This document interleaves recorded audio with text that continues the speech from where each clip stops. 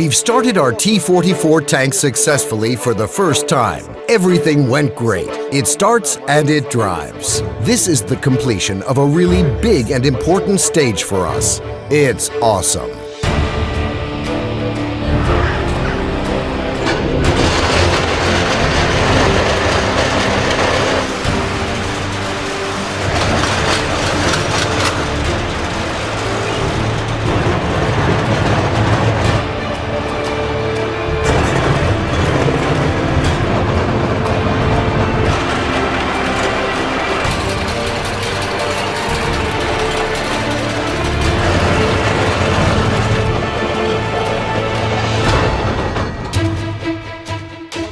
What we did was just the beginning. We checked the state of the powertrain and the other main systems in the tank. As for what we still have to do, we need to replace the drive wheel's hub. And up here, we need to mount the tank's entire body kit, such as the fuel tanks and all the splint pins. Over here, we need to beat this wheel arch cover back into shape. The cover is in a decent enough state. With a little work and some heat, we can beat it back into shape and we'll have ourselves a good cover. The biggest job to do is, of course, on the left track shoulder, which we're going to have to cut off. We'll install a new one and lay all the gear inside that we need for the oil pump, starter motor, instruments. We can't do without the instruments. It needs a rev counter, oil pressure gauge, temperature gauge, and so on. We have no identical vehicle to look at and see how everything should be, how this tank worked in practice. So, we'll be restoring it based on manuals and diagrams. And in theory, the tank will take on a beautiful new look.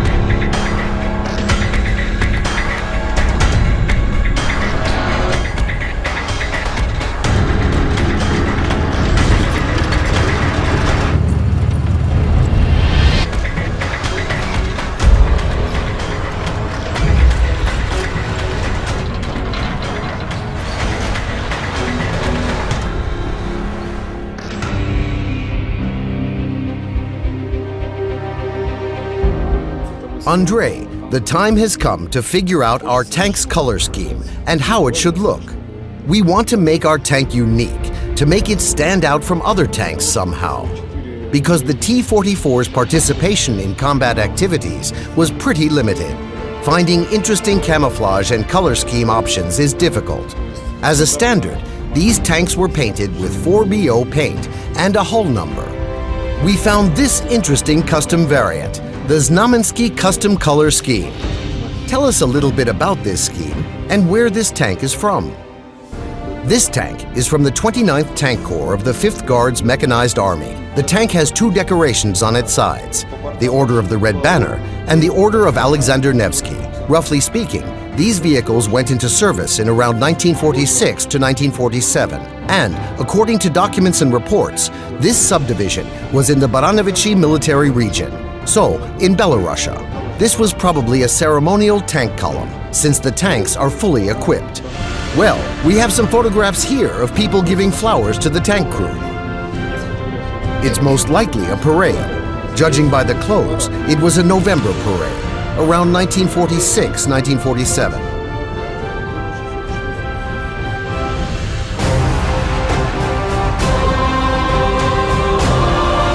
Do you think we can copy the color scheme on our tank?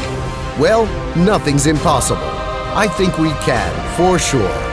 Naturally, the decorations are going to take some work, but in general, I think we can manage it. Let's give it a try.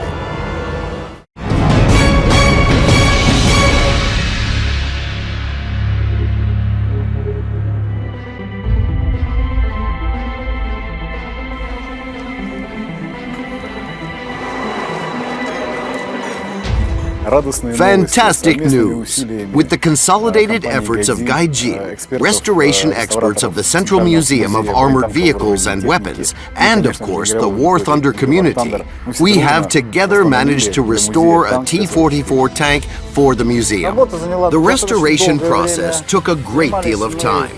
almost half a year. The work that was involved was tremendous.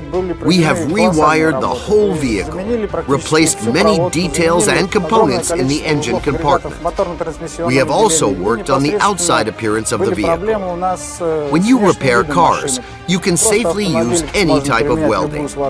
But here, we had to use special electrodes with oxygen. This is a must when you work with armored steel. Some parts, like the storage boxes, are made of plain metal, and these do not weld easily to armored steel. So, difficult and time-consuming work was required.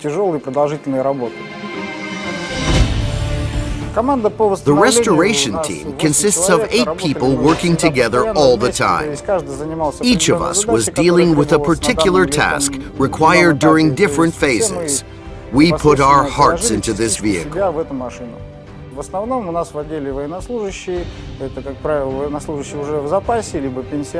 Most of the team members are retired military of different ranks, from private to colonel.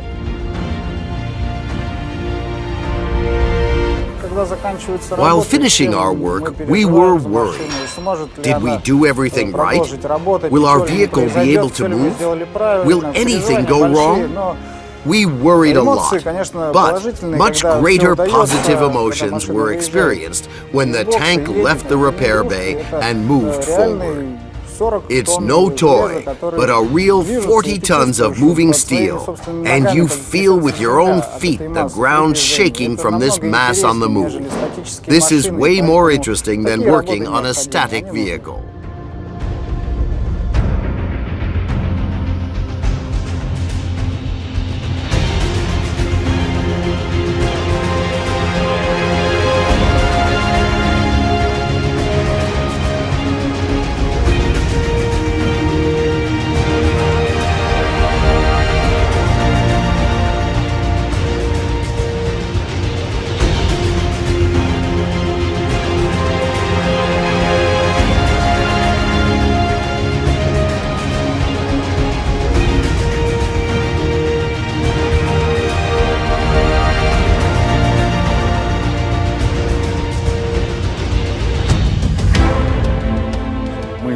We are creating a game about military vehicles, and we are happy that there are people who do in fact care about the condition of these historic vehicles, and we are happy that we managed to somehow help save this unique collection. Now, there is a newly restored exhibit in the museum, the T-44 medium tank. The vehicle is in running order, has parade camouflage, and will bring joy to museum visitors and to the guests of military historic events where this tank will be able to take part with pride.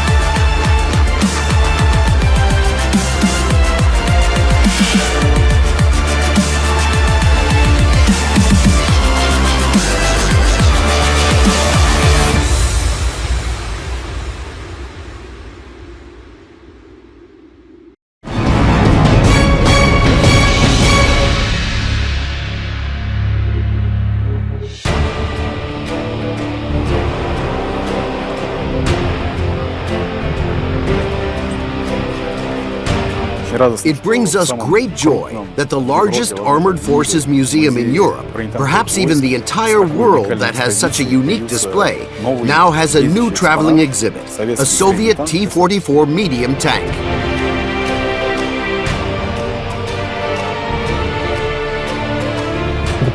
This year is 70th anniversary of victory in World War II, and today we're going to showcase this tank leaving the workshop and even participating in a reconstructed tank battle. We selected the T-44 medium tank because it has been represented in War Thunder from the very beginning, when we were only just starting to add ground forces. Apart from that, it is an interesting and relatively rare tank.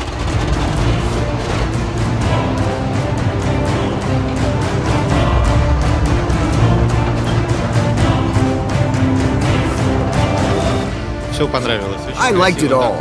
The tank was restored really beautifully. Everything has been done really well. I'm interested in how the tank was restored, so I can learn more about history. It was impressive. Seeing a vehicle like that in action was great. I'm really grateful to everyone who restored it.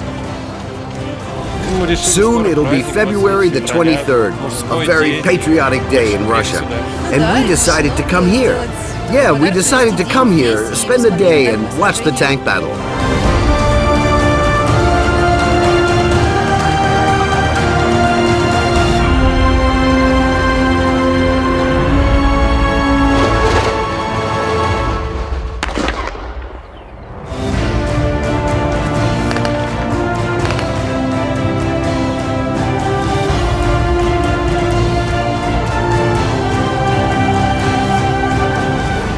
It feels like I was actually there. It is so realistic.